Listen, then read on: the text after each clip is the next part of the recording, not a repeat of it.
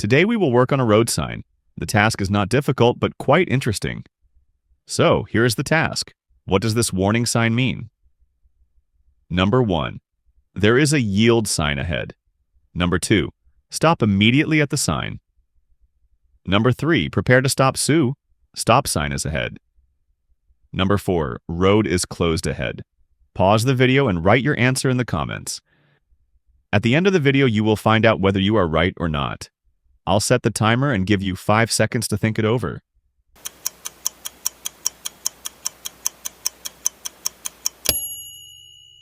I hope you had a time to make a choice because we are moving on to a breakdown of this task. The stop ahead warning sign alerts drivers that a stop sign is coming up soon.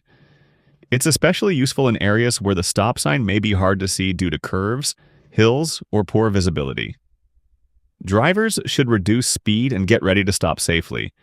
So the correct answer is number 3.